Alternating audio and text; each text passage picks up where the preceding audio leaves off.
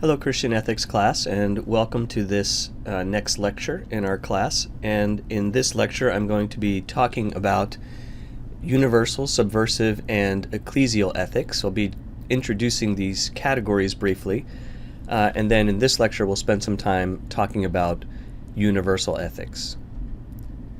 So what do we mean by these categories of universal, subversive, and ecclesial? And these categories are really kind of convenient and interesting ways of putting different broad approaches to ethical thinking and to theological ethics into some broad categories. And they're the categories that our textbook authors use.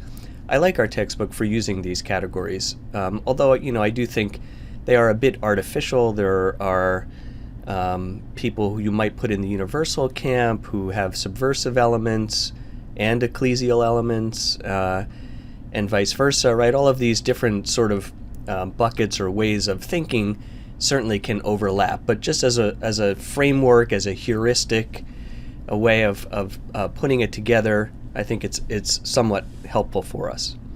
So what do we mean by these categories? When we talk about universal ethics, the notion here is that there's some kind of higher norm that is available to everyone in some sense, and that is applicable to everyone. Available to everyone and applicable to everyone.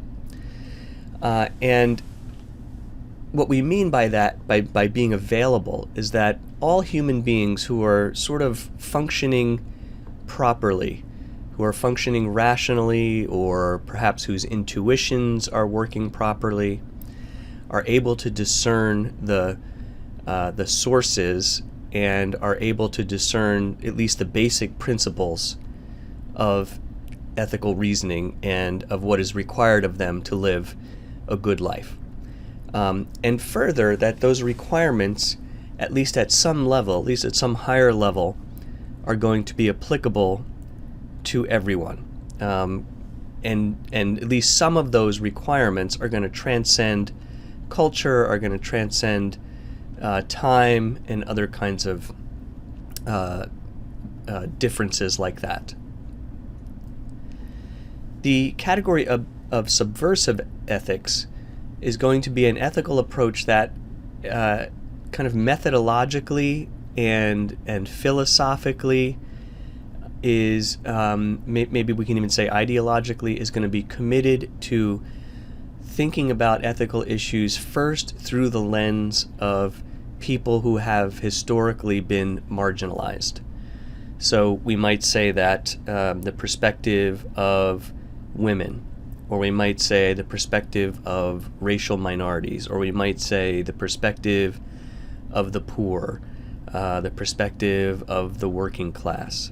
All of these kinds of perspectives ought to be emphasized in ethical reasoning. And part of the background of that is the notion that historically universal approaches to ethics have been put forward mostly by white male people in the Western world, beginning all the way from the roots of it in ancient Greece, some of which we've looked at with Plato and so on, all the way through Western Christendom, all the way through to the modern period. And that because of that, insights of other people, other voices have been marginalized, and we need to bring those voices to the fore. In a kind of Christian theological ethics context, the subversive approach will also often emphasize the teachings of Jesus and the historic emphasis of Scripture and of at least aspects of Christian theology on concern for the poor and marginalized. The third category on this list are ecclesial ethics.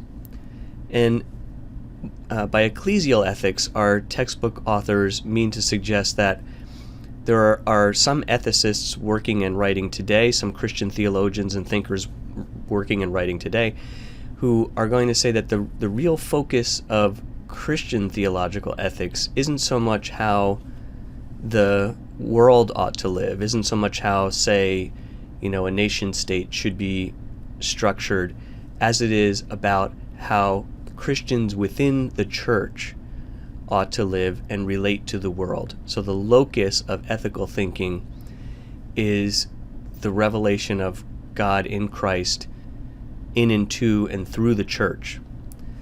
Now, ecclesial ethics doesn't necessarily mean that we're only inward looking and we're only talking about how Christians within the church should relate to each other, because ecclesial ethics will have a missional component and a question about how the church, as it is living in the world, ought to look out to the world. But the emphasis is going to be a bit different, and the primary focus of kind of ethical exhortation and reflection will first be on ourselves and on how we are constituting ourselves as God's people, and not first on how other people in the world necessarily ought to be living. So I hope you can see that there are some differences in emphasis between all of these approaches, but on the other hand there are some similarities, because each of these approaches is seeking to get at what it does mean to live a good life and what God's purposes are in and for the world.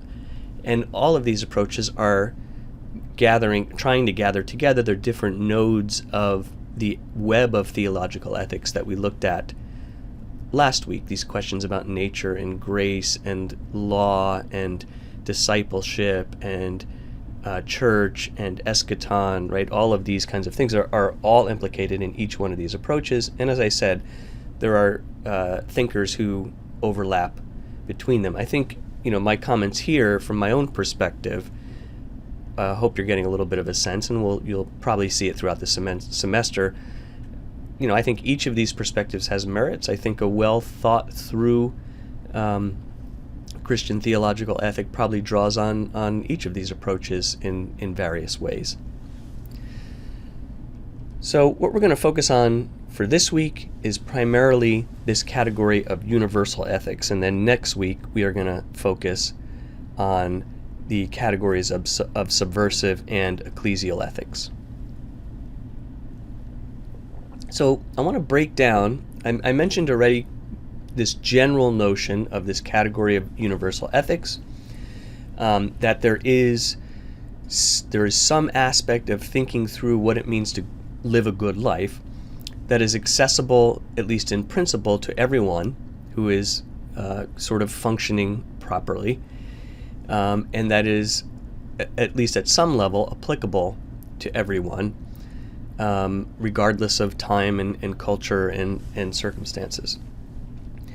Now, having said that, it sounds like this is going to be a really strong, maybe natural law or some other approach like that, and certainly those kinds of approaches would fall within universal ethics.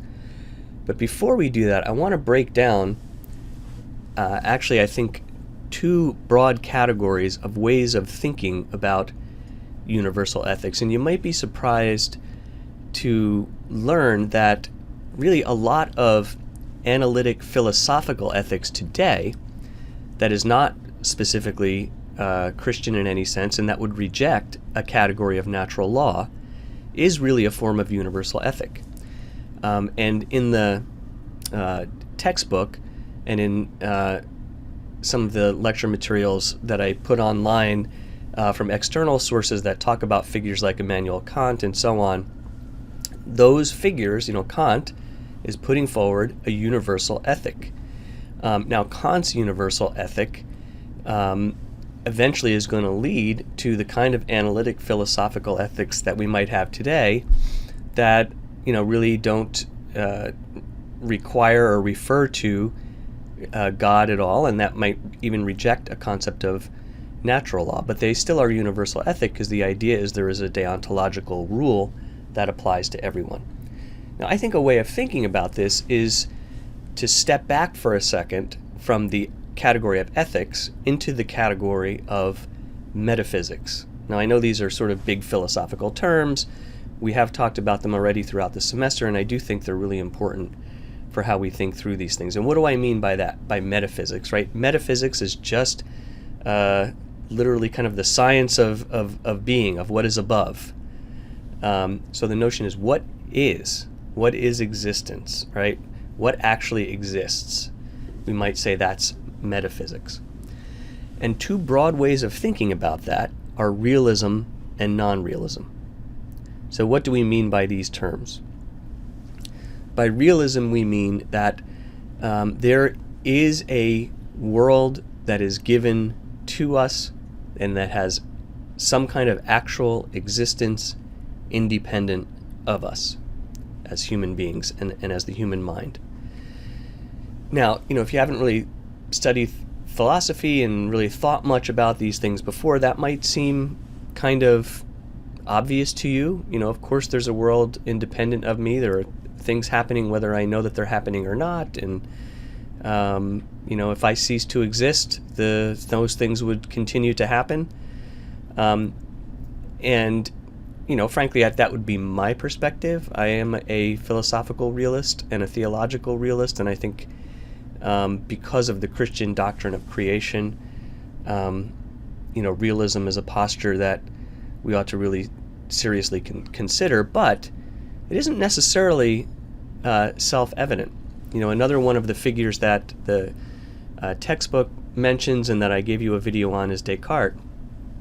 And Descartes asked that famous question, or came up with that famous answer, "I think, therefore I am." And what is Descartes doing with that? Descartes came up with this sort of principle of radical doubt, meaning that you ought to question why you're making certain assumptions, and you ought to have rational arguments and evidences to support the assumptions that you're making. And if you're just making assumptions, you really don't have knowledge. But if you have evidence and argument to support it, for Descartes, then you can have knowledge. And what you find if you take that kind of stance is that it can be pretty hard to meet that level of proof for a lot of things that we assume, even the existence of the external world. There's a famous essay in the Philosophy of Mind called "What Is It Like to Be a Bat?" Now, I know this sounds wacky, and this is the kind of wacky thing that philosophers will write and will do, but if you think about it for a moment, the premise of the essay is we have no idea, we human beings have no idea what it feels like, what the experience is like, what the consciousness is like of an animal like a bat. And really any animal. I mean, I could say, I took my dogs for a walk this morning. I can see how my dogs respond to me. I'm pretty confident about certain things my dogs are capable of and not capable of, but I cannot truly get into the mind of my dog. It's just impossible. It's even impossible for me to get into the mind of another human being. Again, I can see how a human being reacts. I can base it on my own experience.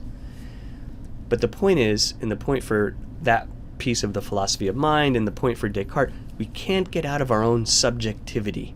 We can't get out of our self. And you therefore have to either make some assumptions that myself is actually real, it's not a dream or an illusion or a projection of some, we speak of Descartes' demon. It's not a projection of some just evil being that's having a bad dream, all kinds of crazy things like that sound crazy. But if you think about them, if you really have to prove this with some kind of absolute certainty, you just can't. I mean, you really have to just say, my assumption is that isn't the case, and I have reasons to believe that isn't the case, because if that isn't the case, then perhaps some kind of non-realism is true. Perhaps what I think is reality really is just kind of in my mind. So I think realism is what makes sense. I think there are theological reasons to believe it. I think it's important to the coherence of Christian theology, but there are philosophical reasons to reject realism, and there are even some theologians who would fall into the camp of non-realism. And indeed, there are robust debates in philosophical theology today about realism and non-realism, and I'm not going to pretend that it's necessarily simple to demonstrate one over the other. Okay, so how do these categories of metaphysics relate to ethics? Well, first thing they relate to is questions of epistemology. So I've given you this term metaphysics, I'll give you this term epistemology, and epistemology is the science of knowing. How do we know what we think we know? And again, if you're familiar with this at all, there are enormous debates about this. These debates spill over, certainly into theological method. I think about 10 or 15 years ago in evangelical theology circles, with the beginnings of the emerging church and some other people along with some of those movements, there were huge debates about whether the correspondence theory of truth is really a viable theory, whether there are other theories of truth, how closely are certain kinds of evangelical theology tied to strong versions of the correspondence theory of truth that really don't make, that are really hard to sustain, and so on and so on. So these are live debates, very real debates. So when we talk about metaphysics, we talk about epistemology, how do we know things?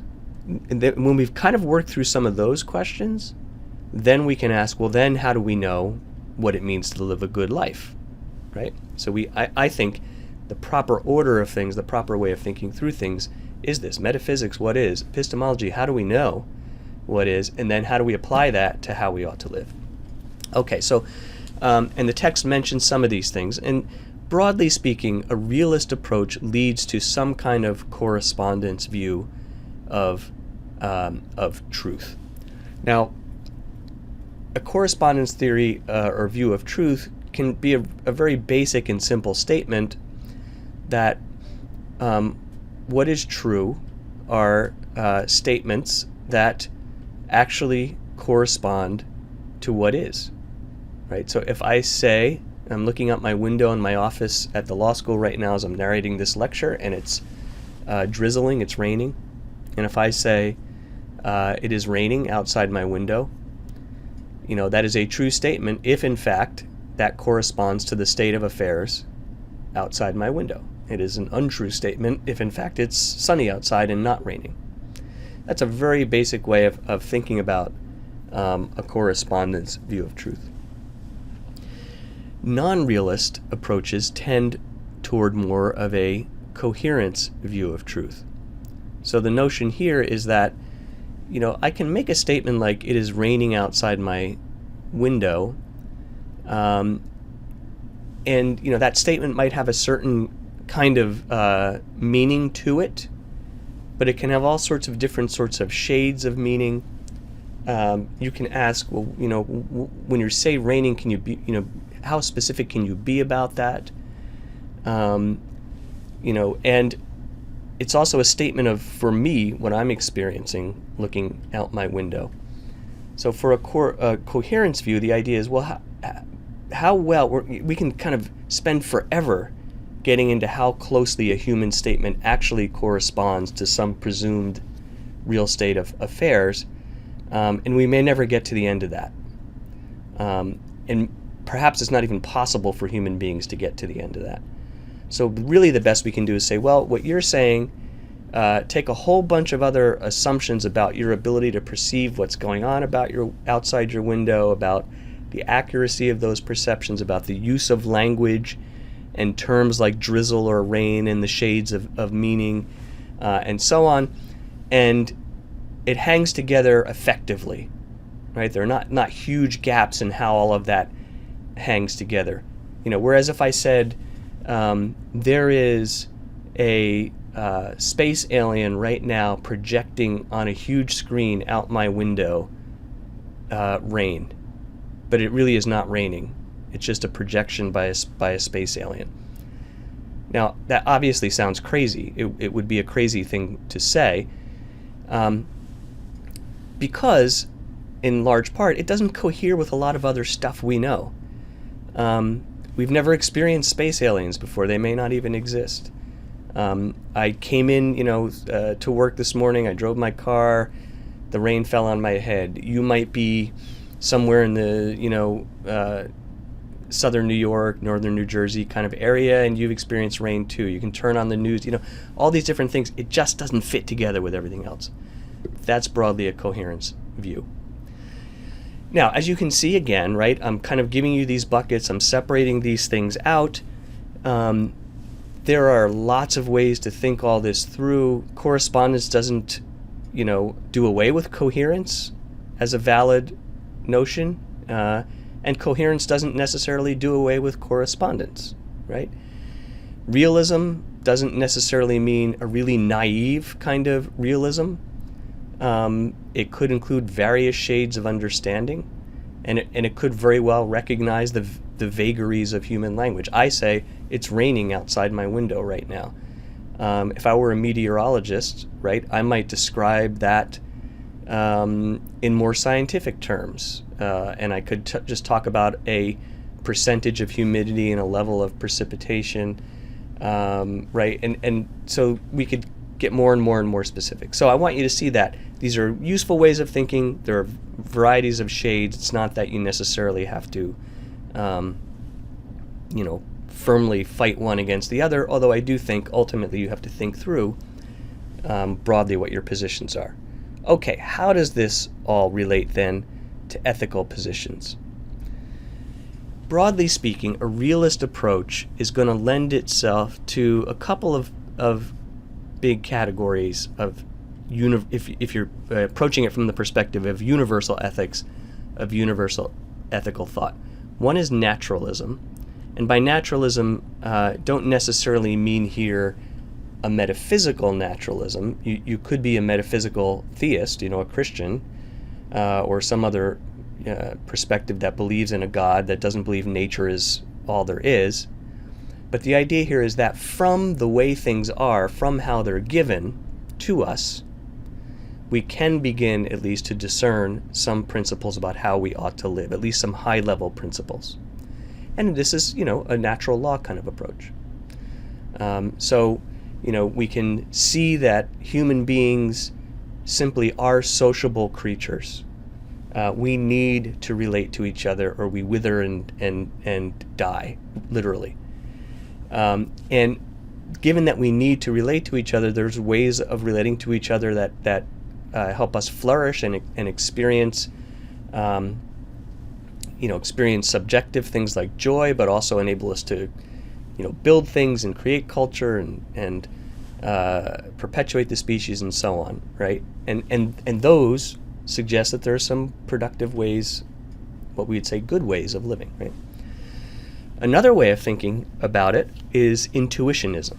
And so intuitionism will say that,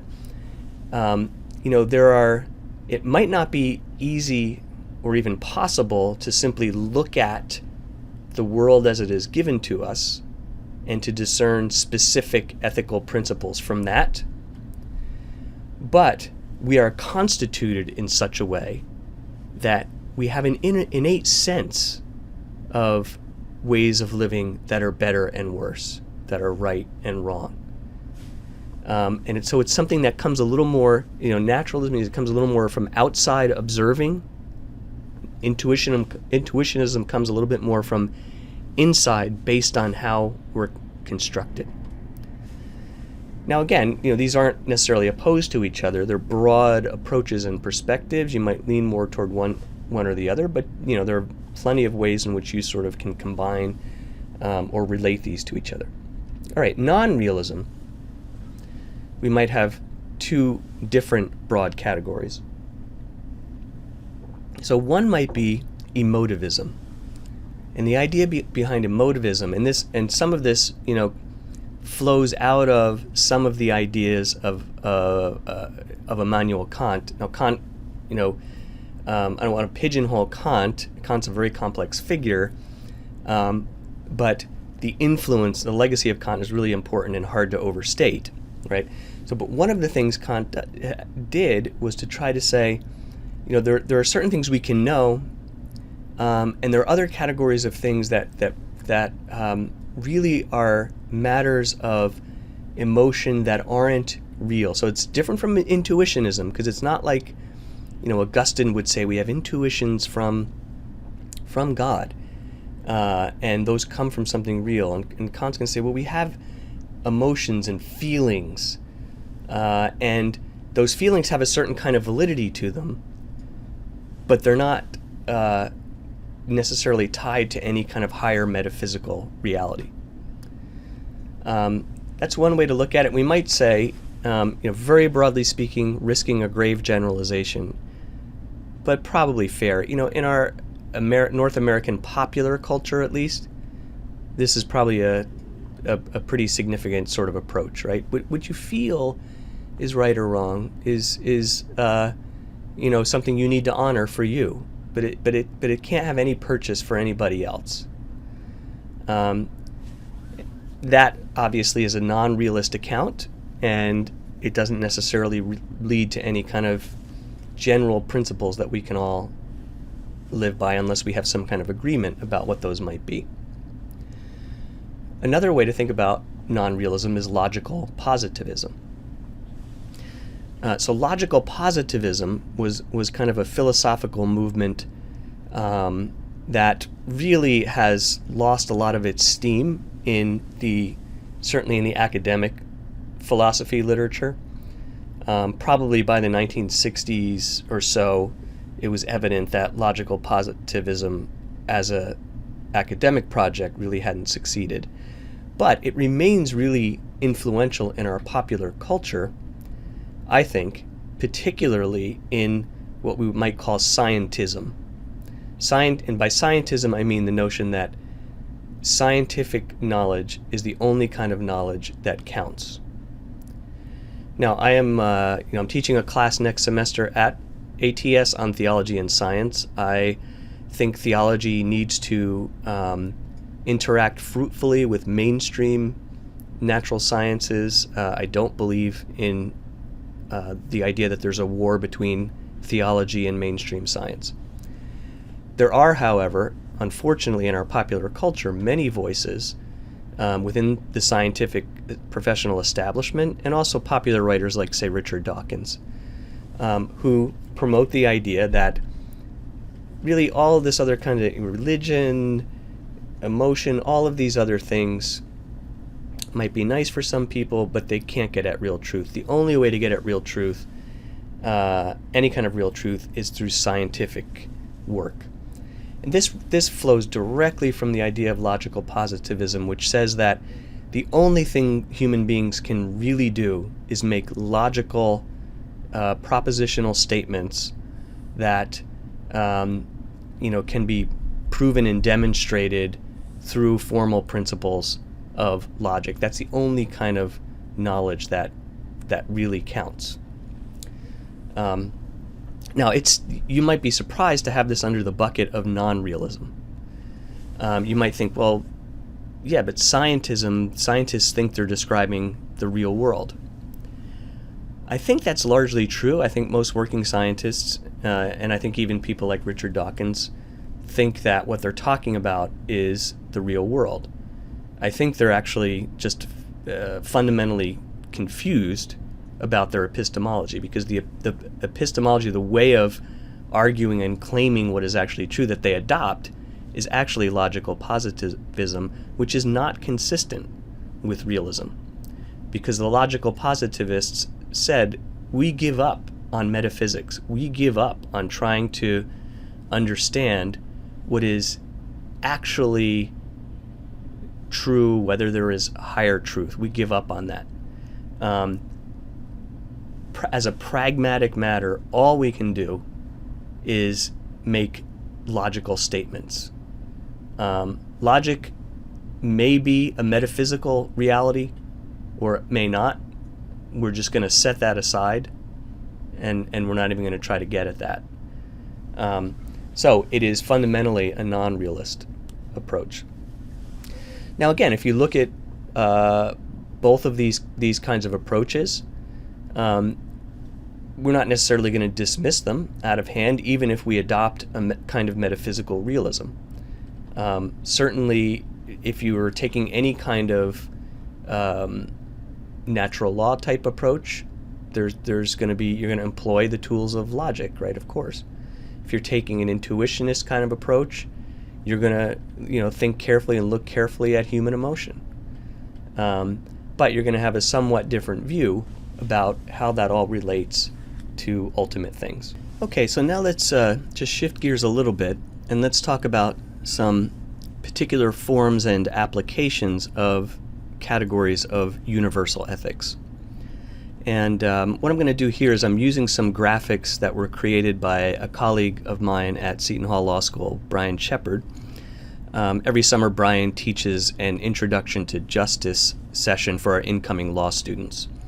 And he uses a book by Michael Sandel called Justice, which is a really good book. And Brian has given me permission to use these graphs in this video lecture with you. And I think they're really helpful. They track a lot of what's in our textbook in our chapter, but they apply it also to some other thinkers and concepts of justice. So you'll notice we have here three categories: welfare, utilitarianism, freedom-based approaches, and virtue ethics. So let's talk about these freedom-based approaches first. So our textbook talks quite a bit about Immanuel Kant, and rightly so. He is, as I mentioned before, and as the other videos that I gave you for this week demonstrate, he is a pivotal thinker in modern philosophy and modern ethical thought, and he is a thinker with which we have to grapple, even if ultimately we find that we have some disagreements with him. And as I mentioned in connection with the previous slides, Kant is seeking to ground philosophical thought, epistemology, ethics against forms of skepticism. And he's seeking to do it in a way that doesn't require reference to any specific religious dogma. And he ends up coming up with, or putting forth, what is called the categorical imperative. And the categorical imperative, as the text mentions, means that categorical means it applies to everyone everywhere. So he's trying to come up with rules that would apply, kind of rationally thought through, would apply to everyone everywhere. Now, he's not a natural law thinker, so he's not trying to derive these just from observing nature. But what he's trying to do is say, if I think about this rationally, this makes sense to apply this to everyone everywhere. So note that Kant is a deontological thinker, right? Deontology means that you're formulating your ethical thought with reference to rules that apply to everyone. So your text on page 123 and 124 lays out different formulations of the categorical imperative.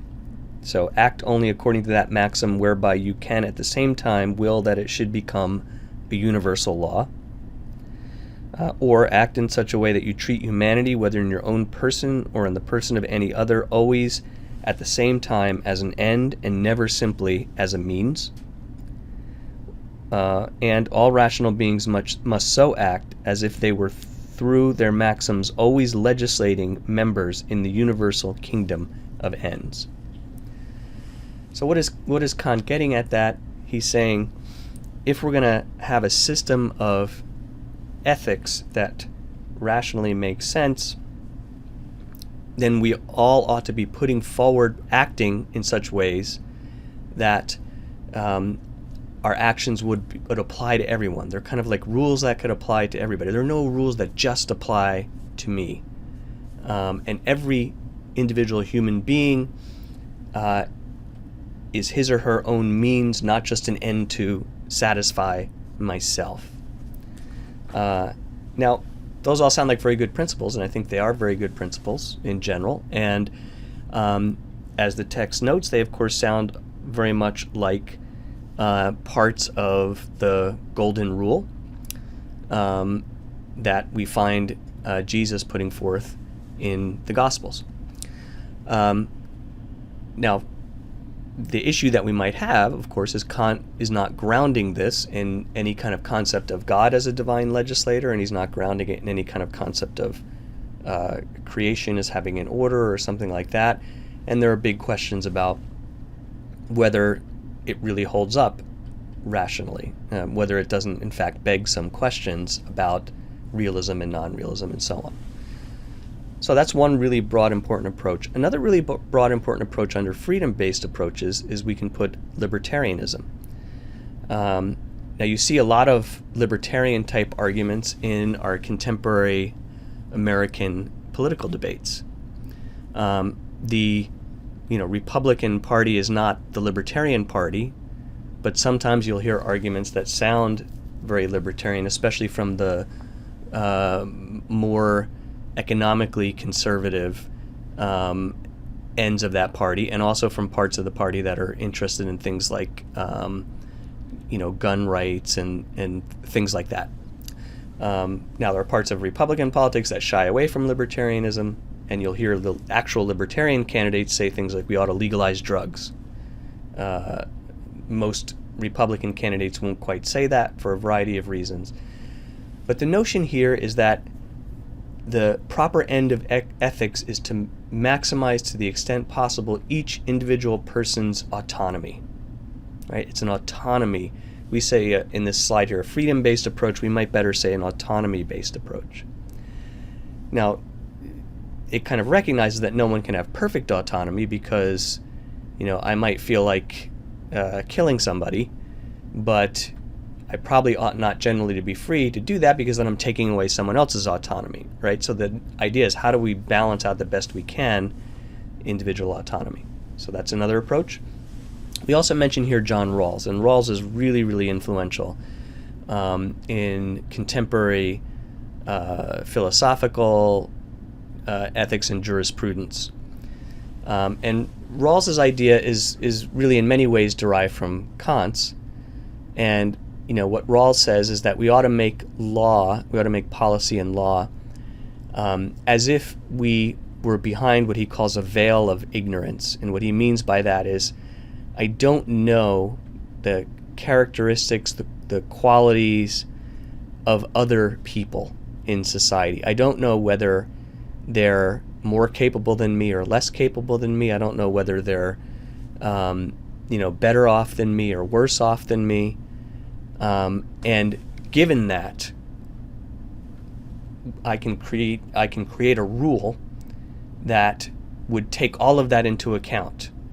And so therefore, I'm not going to necessarily overly favor myself or overly favor some other group. That's at least, very broadly speaking, kind of a Rawlsian approach. And again, notice it's an autonomy-based approach. It's drawing off of Kant's ideas about the categorical imperative, and it's trying to put some more flesh on those bones. So that's one broad approach. Another one is virtue ethics. And we have talked about Aristotle a bit already. And the notion here is that there is a concept of what society looks like, what our roles in society are, and what it means to function well, or indeed to function with excellence as a particular kind of person. So we might say, as a teacher, what does it mean to function with excellence as a teacher? What kind of virtues are there as a teacher? There's a virtue of diligence in study.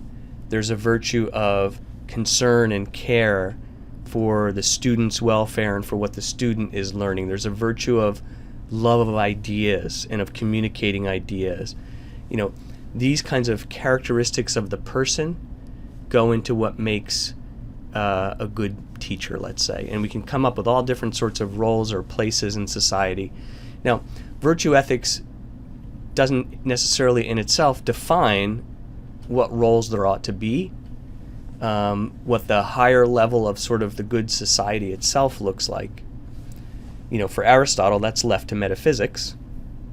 And if you're going to take a virtue ethics kind of approach, most likely you're going to have a certain kind of either assumed or explicit metaphysical perspective. There are a lot of contemporary Christian theologians in the Roman Catholic tradition, but also in the Protestant tradition these days, writing about virtue ethics. And part of that is the notion that finally there is something given to creation and to the ways in which we ought to live in relation to each other and to God. Now, virtue ethics is not necessarily a natural law kind of ethic, because it's not really primarily about deontological rules. In fact, it's not about deontological rules. What virtue ethics is about is characteristics, virtues of the person that then get expressed out into ways of good living. It's not keeping a rule so much as it is having certain characteristics. Right? Those characteristics might involve keeping certain kinds of proper rules, but it's first not about the rules, it's about the virtues. All right, this third category that we have, let's talk about welfare utilitarianism. And so here the idea is that the good is that which maximizes welfare in its consequences. Welfare utilitarianism is a form of consequentialism. In fact, we might put consequentialism in the bigger box and move utilitarianism down into a smaller box. But either way, we're talking about thinking about consequences. We judge actions by their consequence. The consequence we care about most is when people get what they prefer. Now, notice that people get what they prefer.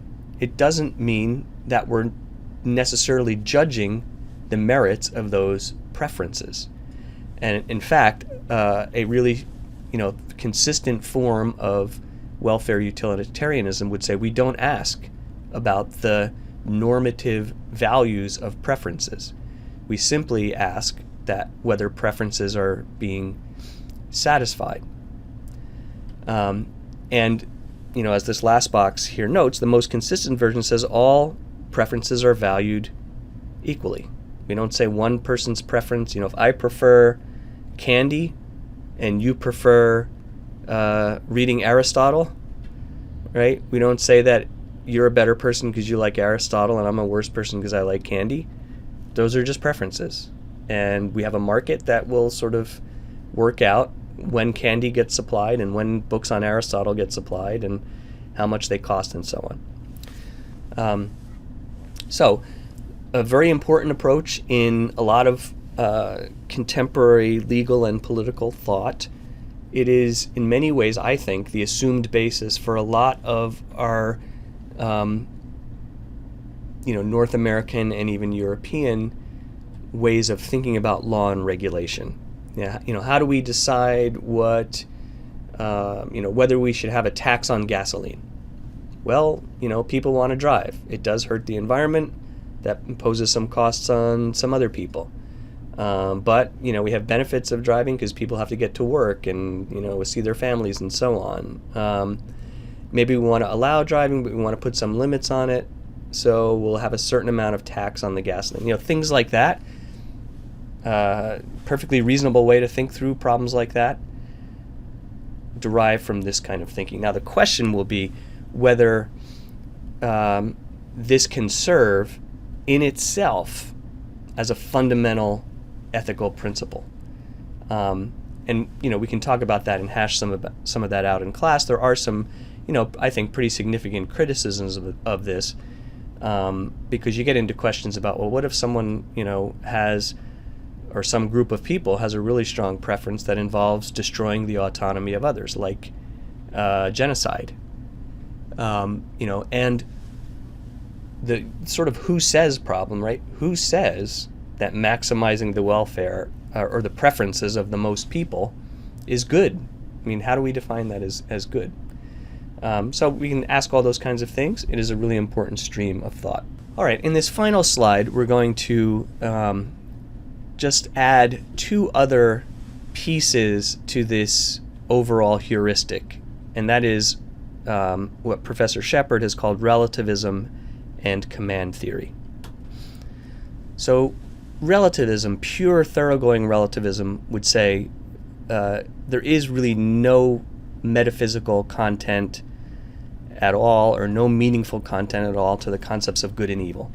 They're entirely relative to tradition, culture, and practices, and this means that the differences in morality need to simply be tolerated and adjudicated or adjusted in some way that doesn't refer to an overarching principle of good and evil. Frankly, I'm hesitant about this category. I don't really think very many people are true thoroughgoing relativists.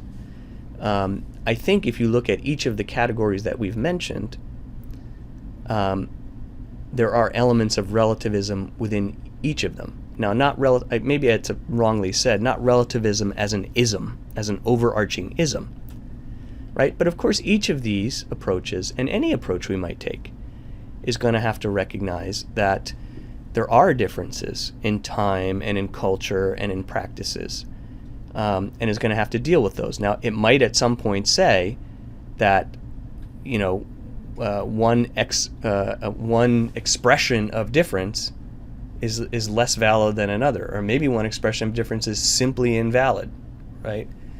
And morally impermissible and ought to be stopped. But somehow it has to account for our actual human embeddedness and situatedness. So I don't know that there are too many really true relativists. I think most people would, at some point, defend themselves and think they were justified, if they were being physically attacked or something like that. So we do have that branch, though. And on the other side, we have this important category of command theory, and really we might better say divine command theory. And this remains a really important stream of theological ethics. So divine command theory is the notion that good and evil are determined by divine command. Now remember when we talked about voluntarism, nominalism, those really broad, in the first lecture, concepts about who God is, a true thoroughgoing divine command theory would be tied to ideas about voluntarism and nominalism. That is, what is good or evil or right or wrong is good or evil or right or wrong simply because God says so, and not for any other justification. So God could say tomorrow that rape is good, and then it would be good because God says so, right? We wouldn't expect God to say that, but he could, and then it would be good. And we've noted some problems with that kind of really thoroughgoing divine command theory, but nevertheless, again, we don't necessarily need to see all of the boxes as mutually entirely exclusive. Of course, from a Christian theological perspective, a Jewish or Muslim theological perspective, or other kinds of theistic theological perspectives, there's a God who commands, and we are obligated to obey for different reasons, right? So moral obligation tied traced to God. There's an element, at least, in which the rightness or wrongness of it doesn't depend on what human society thinks about it. And human society can set up its own rules, its own contingent rules, that might deal with unique aspects of society as long as those rules don't conflict with the divine command. Now, as the way Professor Shepard put this out here, I think it's not incorrect, but I do think it's a little bit shy of contemporary versions of divine command theory, and in particular, it's a bit shy of divine command theory as we see it in Karl Barth. Now, I think what we'll do is I'm going to put these questions up, and you can think about them a little, and we'll, when we meet together next week, in addition to the primary source reading that we have for next week, we'll also talk about some of these things, right?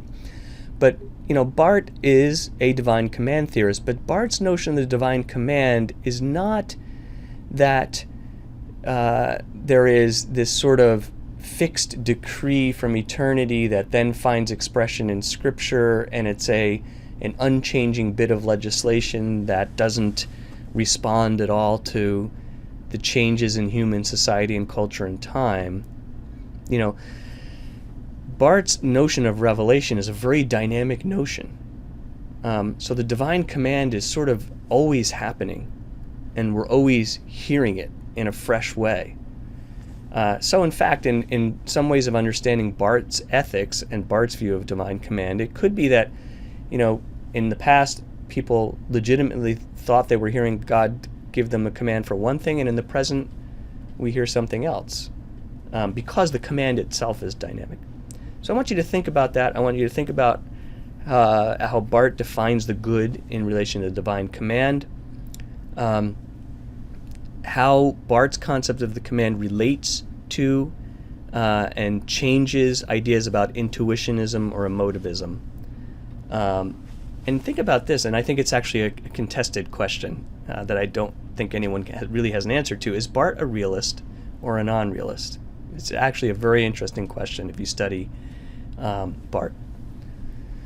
So we have that piece on divine command. We also have, that I gave you to read for this past week, Aquinas on the natural law. Aquinas is, the certainly preeminent source, one of the preeminent sources that we're going to go to historically for natural law kinds of thinking. And there are a whole variety of ways to interpret Aquinas. There are different schools of thought. There are in many ways competing schools of thought.